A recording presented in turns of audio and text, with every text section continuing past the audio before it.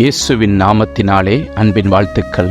பில்லி gram அவர்களின் ரட்சிப்பின் அனுபவத்தை நாம் இப்பொழுது காணலாம். கடவுள் நம்பிக்கையும் கடவுள் மீது எந்த ஒரு நாட்டமும் இல்லாத பில்லி கிரஹாம் எப்படி ரட்சிக்கப்பட்டார் என்பதை இந்த காணொளியில் நாம் காணலாம். பில்லி கிரஹாம் பெற்றோர்கள் உண்மையான கிறிஸ்தவர்களாய் தவறாமல் சபைக்கு செல்பவர்களாகவும் பிள்ளைகளை கர்த்தருக்குள் நடத்துவதற்கு மிகவும் பிரயாசப்பட்டவர்களாகவும் வாழ்ந்து வந்தார்கள். அவர்கள் வசித்து வந்த கிராமத்து அருகில் அடிக்கடி சுவிசேஷ கூட்டம் நடைபெறும். கூடாரம் போட்டு 2 மாதங்கள் கூட சுவிசேஷ கூட்டம் நடைபெறும். அந்த சுவிசேஷ கூட்டத்திற்கு குதிரை பயணமாகவும் வாகனத்தின் மூலமாகவும் அநேகர் வந்து கலந்து கொள்வார்கள். அந்த கூட்டத்திற்கு சென்ற பில்லி கிரஹாமின் நண்பர்கள் அநேகர் ரட்சிக்கப்பட்டனர். ஆனால் பில்லி கிரஹாமோ உலக வாழ்க்கையில் நாட்டம் கொண்டவராக இயேசு கிறிஸ்துவோ ஜெபமோ ஆலயம் செல்லுவதோ அவருக்கு பிரியமில்லாமல் இருந்தது. வாலிபர்கள் கூடுகையில் கூட அவர் எப்பொழுதும் விலகியே நிற்பார். பில்லி கிரஹாம் வீட்டில் நடக்கும் ஜெப கூடுகைகளில் அவருடைய நண்பர்கள் அநேகர் கலந்து கொண்டு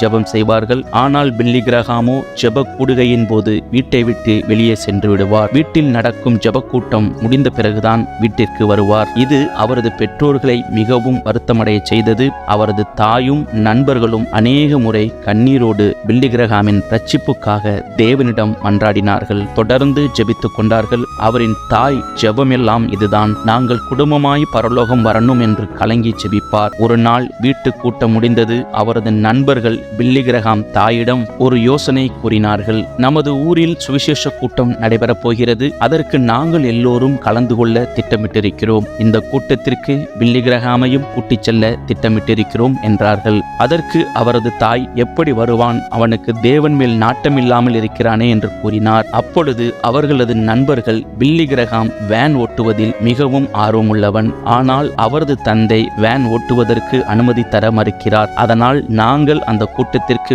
வேனில் தான் போகிறோம். வேன் ஓட்டும் டிரைவரை நிறுத்திவிட்டு பில்லி கிரஹாமை டிரைவராக கூட்டிச் செல்கிறோம். தேவன் அவனை சந்திப்பார் என்று விசுவாசிக்கிறோம் என்றார்கள். ஆகையால் பில்லி கிரஹாமின் தந்தையிடம் வேன் ஓட்டுவதற்கு அனுமதி வாங்க வேண்டும் என்று சொன்னார்கள். பிறகு அவரது தாயும் தந்தையும் ஒரு வழியாக ஒப்புக்கொண்டார்கள். மறுநாள் காலையில் ஆயத்தமாகி நண்பர்கள் எல்லோரும் வேனிலேயே பாட்டு பாடி ஜெபித்தார்கள். வேன் கிளம்பியது. கொஞ்ச தூரம் போனதும் பில்லி கிரஹாம் வாகனத்தை நிறுத்தினார். அவரது நண்பர்களை பார்த்து, நான் உங்களுக்கு டிரைவராக மட்டும்தான் வருகிறேன். என்னை கூட்டத்திற்கு அழைக்கக்கூடாது.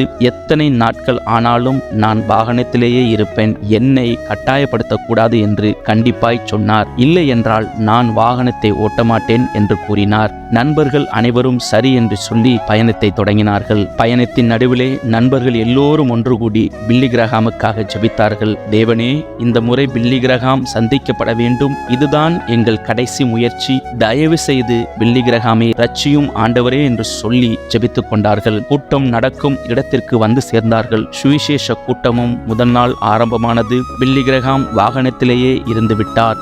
4ஆம் நாள் கூட்டமும் முடிந்துவிட்டது. 5ஆம் நாளில் ஒரு அற்புதம் நடந்தது. பில்லி கிரஹாம் வாழ்க்கையில் மறக்க முடியாத நாளாக அந்த நாள் அமைந்தது. 5ஆம் நாளில் ஒரு பாடல் பாடி தேவனை ஆராதித்துக் கொண்டிருந்தார்கள். அந்த இனிமையான பாடலும் வரிகளும் பில்லி கிரஹாமின் செவிகளில் விழுந்தது. அவருக்குள் ஒரு ஆர்வம் பற்றி கொண்டது.